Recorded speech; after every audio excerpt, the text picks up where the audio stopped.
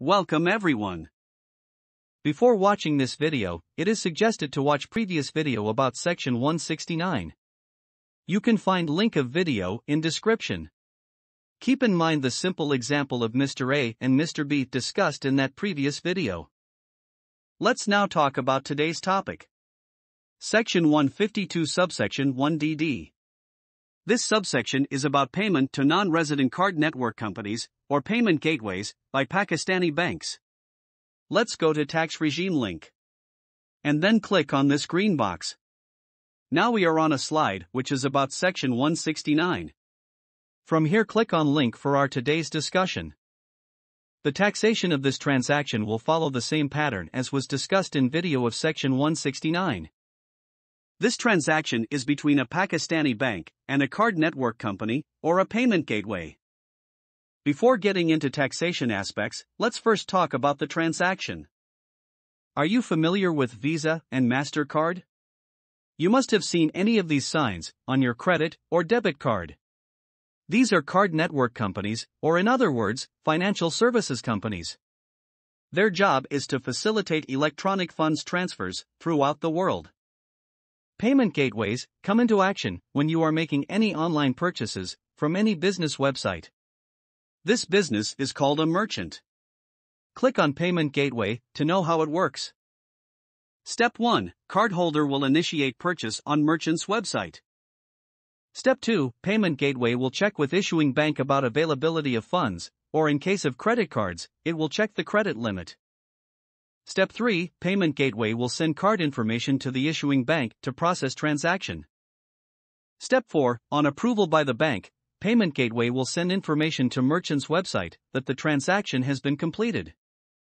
Step 5. Payment Gateway sends information to merchant's bank for collection of funds from buyer's bank.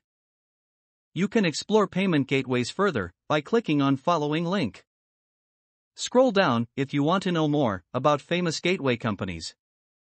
Let's move back to presentation. Pakistani banks will make payment of transaction fee, or licensing fee, or service charges, or commission, or fee, or for interbank financial telecommunication services such as SWIFT.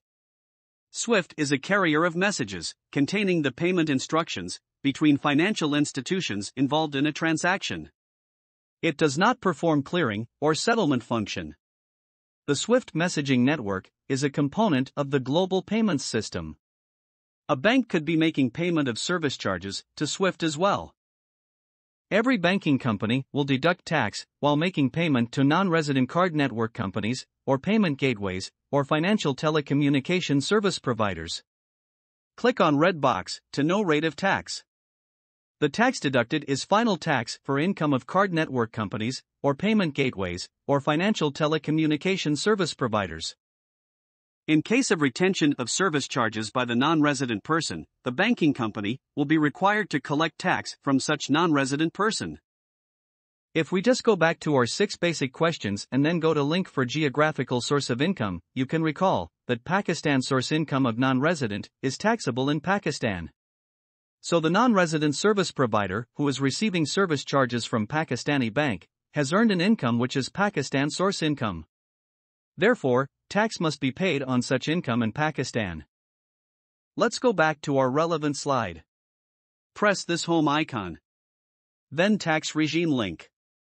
Then the green box. Then the relevant link. You must read about today's discussion in Income Tax Ordinance. We hope you have got the idea of this transaction and its taxation.